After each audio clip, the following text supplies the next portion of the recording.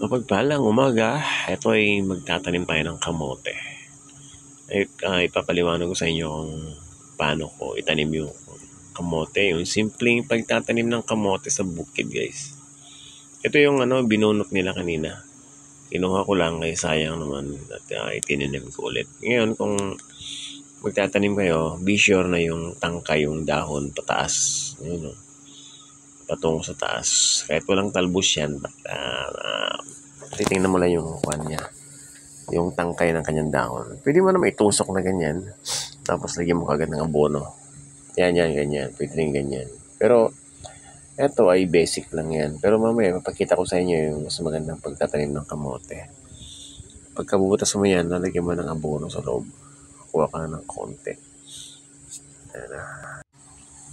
Ayan, tusokin mo lang yung lupa. Lalo na pag umuulan. Lalagyan mo ng abono na yan pag tagulan. Pero pag hindi tagulan, pwede rin. Huwag masyadong marami kasi baka masunog naman. Yung nilalagay ko ng abono yun yung triple 14 sulfate. Pwede rin hindi sulfate, yung ibang klaseng brand.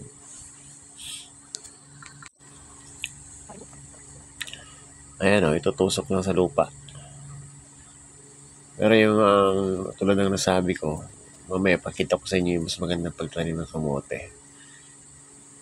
Pag may abono kasi yan, mabilis kasi magkatalbos yan eh. Mga 1 week lang, pwede ka ng kumuha ng ulam mo dyan. Kasi magkakaroon kagad ng talbos yan. Ito yung sinasabi ko na mas magandang paraan pagtatanim mo.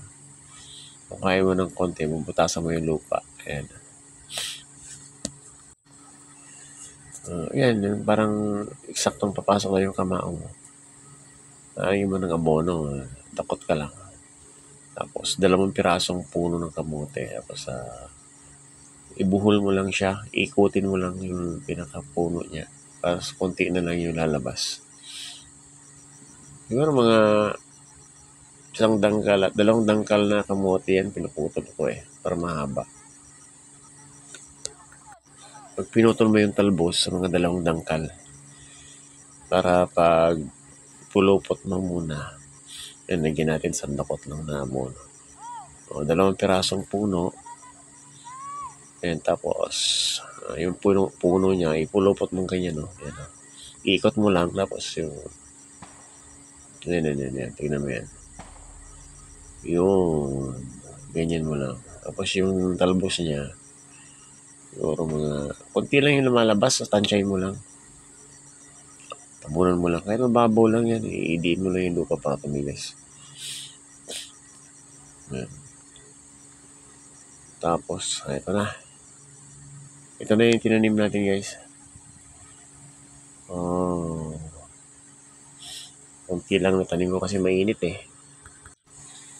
Yan Yun yung pagkakaiba. Ito naman yung tinusok-tusok lang. Yan, tinutusok-tusok lang yan. Pwede rin ganyan, pero mas maganda kung tulad nito.